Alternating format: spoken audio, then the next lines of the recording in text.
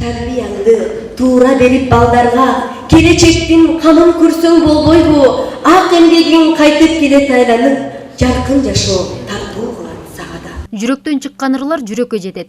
Мында ар бир жаш калемгерлер үй бүлөдөгү зордук зомбулуктун кесепеттери жана анын токтотуу боюнча жазган ырларын окуп беришти. Сынактын шарты боюнча ыр автордун өзүнүкү болушу керек. Себеби сынактын жыйынтыгында чоң акындар тарабынан мыкты деп тандалган ырлар жаш калемгерлердин ысымы менен китеп бетине басылып чыкмакчы. Ал эми сынакты облус аймагында өткөрүү демилгеси Талас облустук жаштар кеңеши коомдук бирикмесине таандык. Үй бүлөлүк зордук зомбулукка каршы ысап таратылышындагы долбоорун шекер айылында баштап атабыз. Бул облус аймагындагы бардык айыл аймактарда буюрса уланат.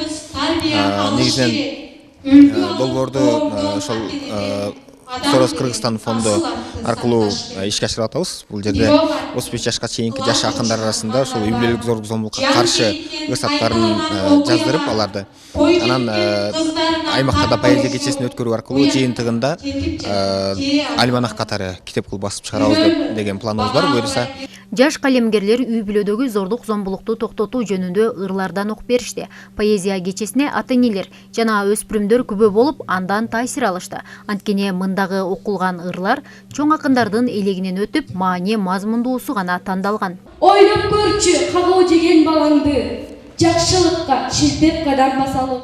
Мен Кыялбекова Айзат, Талас районунун Көк Кашат айылынын Атай Огунбаев атындагы орто мектептин 9 класстын окуучусу болом. Мен бул поэзиялык кечеге өзүмдүн Ойлон адамзат деген автордук чыгарма менен келдим. Ал чыгармамда ошол үй бүлө жөнүндө, үй бүлөдөгү балдардын укугу жөнүндө айтылмакчы. Кичинекей кезимен баштап жазамын. Үй бүлөлүк зордук зомбулуктун алдын алуу аракетин көргөн поэзия кечесине райондук администрациядан да жетекчилер катышты.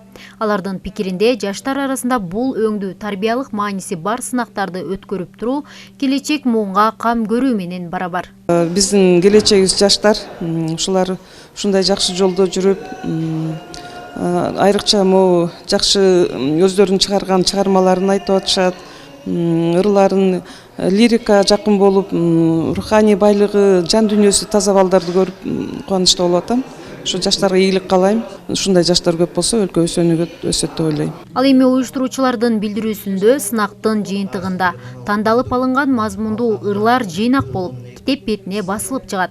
Жана бул жаш калемгерлердин сынагы шекер айылы менен токтоп калбай, эртең Талас районуна караштуу Көк Кашат айылында улантылмакчы. Негизги максат үй бүлөдөгү зордук зомбулуктун кесепеттерин коомчулукка ырлар аркылуу жеткирүү жана анын алдын алуу. Жумагүл Закирова, Нурсултан Курманбеков, Бакберди Ашубеков, Кара Бура району.